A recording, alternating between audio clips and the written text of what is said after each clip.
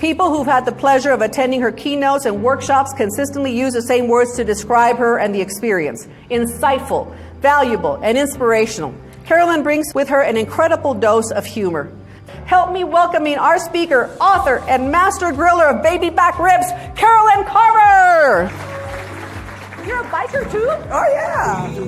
Thank you. Good afternoon, everybody. Seriously, you're not at work? Good afternoon.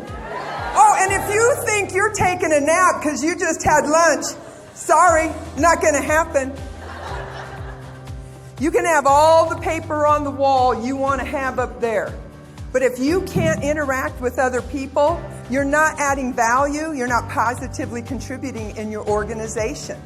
So really the people that I know are the most successful are the ones who get it. You cannot be emotional and reasonable at the same time. Your brain won't let you. There's not blood in both parts. You get one or the other. But the amazing part of self-awareness is you have a choice of being emotional or reasonable, because you actually have a choice on what you're going to do in a situation. And you can influence people with their conditioned response. Maybe they behave that way with everybody, but if you don't have your buttons pushed and you just manage a situation because you're all cool like that, they start to realize it doesn't do me any good to go to you. If I want my ego fed, I'll just go to somebody else who keeps feeding me.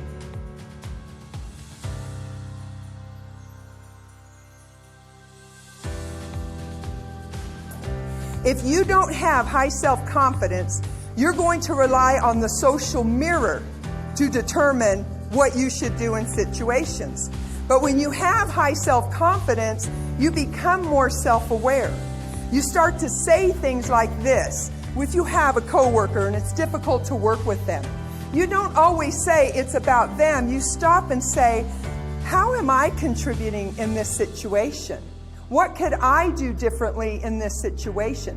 But if you don't have a strong sense of self, you blame the social mirror. It's them, it's not me. And I see people do this all the time. You got to take a deep breath, become self-aware, and say, how am I contributing? So I want to ask you all a question. Do you all agree that at work, most of the time when we say we're angry or we're mad, what we really are is frustrated? Do you all agree with that? You're not really angry or mad. You're just saying it out of habit. How about disappointed? Are you ever just disappointed at work? You want a day off. You can't get it. And you say, well, that makes me mad. No, it doesn't. You're disappointed you didn't get what you wanted. That's a really big deal. You ever concerned? You should be. If you're a manager or supervisor, you need to be more concerned about what's going on with employees than anything else. I do consulting sometimes for companies, and I do a lot of leadership as well. And I had done a series of leadership training for this particular team. Then they had me come in, and managers could, slot in 10 minutes time to talk to me about their issues. Not like I'm a therapist. I just discovered at work there's not a lot of new situations at work. Do you all agree with that? People are late, they pop off at who you serve, they pop off at each other, they miss deadlines, right? Well, there's a couple more, but there's not a lot of new ones. So this one guy comes in, and when he walks in, he says this, well, I'm glad you're here. Really? I'm not feeling gladness from you. I don't feel it. In fact, I did this, clearly. Results-focused people like to get a lot of stuff done. They go to work to get a bunch of check marks. And if I delegated 10 steps to get something done at work, this person would take 3 out because they don't like the little check marks. They want a big one. And they want a lot of them. And they become managers and supervisors because they get a lot of stuff done. What they really don't like around during their day is interruptions created by people. So you're going to know if you're a results-focused person, if your favorite day at work is nobody else shows up.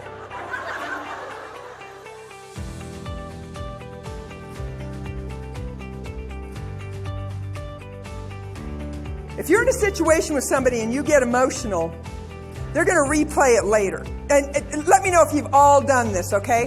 Have you ever been in a situation with another person, it got emotional, so you replayed it 32 times later? Do you do that? You go tell what I refer to as your gang or your posse at work. I got a posse at work. So I got to get my posse together, tell them what happened. Then I got to drive home. I got to replay it. I got to post it on social media. A 3-year-old walks in the room. I start doing this. You will not believe what happened to me at work today. Get your fingers out of your mouth. This is important, okay? Do y'all know in the replay is when you influence people? That's when you do it. So if you're really, and whatever you used as your power is amplified in the replay. So if you're emotional, in the replay your emotions are amplified, your words become muted. They don't hear it. Have any of you ever replayed something to some of your coworkers and you do this? Oh, you should have heard her. I'm not doing it because I don't have to. She didn't really say it that way, but you amplified, right? You amplified the emotion. Part of self-management is, first of all, what am I really and how do I want to influence people? I want to manage situations well because I want to influence you to make it easier for us to work together. Every day before you walk into work, you should actually say this. How can I create value in the organization today? Because the value is your success, and you have complete control over that.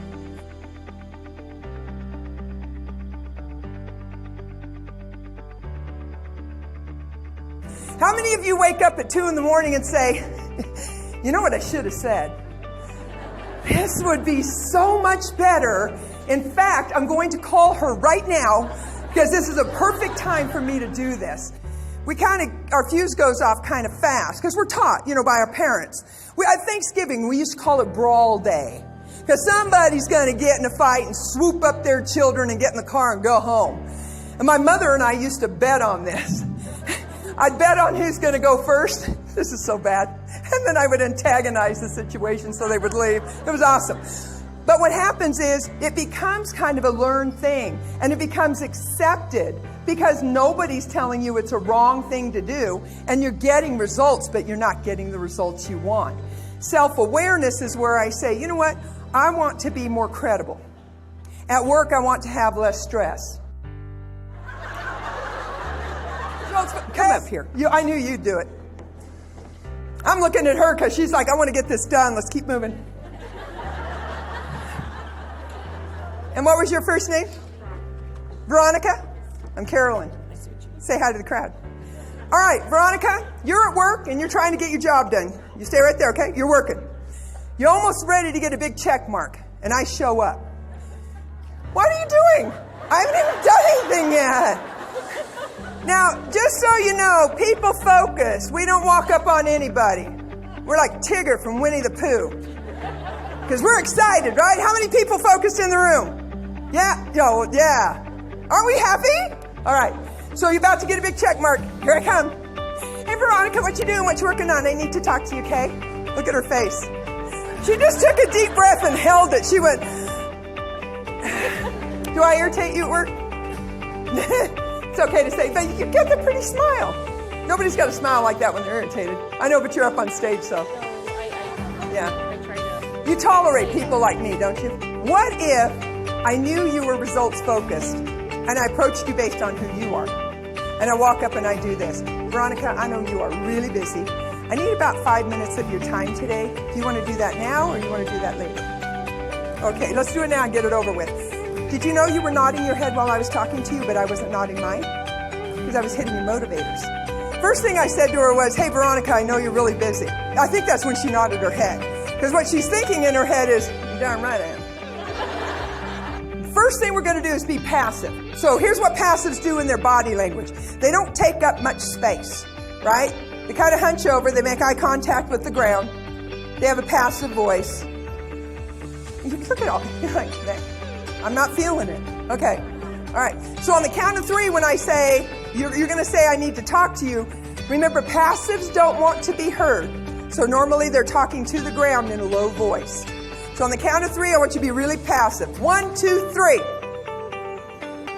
I couldn't even hear any of you. 300 people and I barely heard you.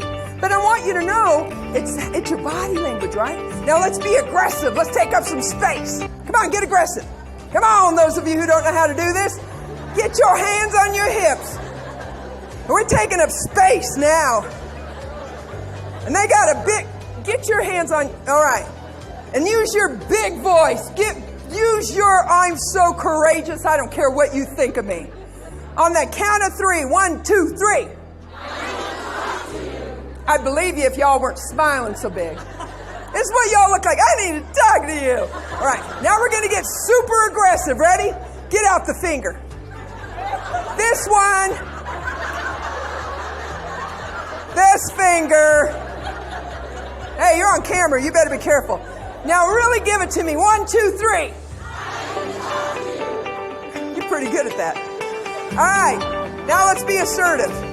Basically, your feet are far enough apart for balance. Kind of line up with your shoulder. Head up. Little smile. Eye contact on the count of 3. 1, 2, 3. Most of you were nodding your head. Yeah, I need to talk to you, and I'm gonna. All right? You did good. Have a seat. From my heart to your heart, thank you all so much for what you do at work, and thank you for letting me be a part of your day. Thank you all so much.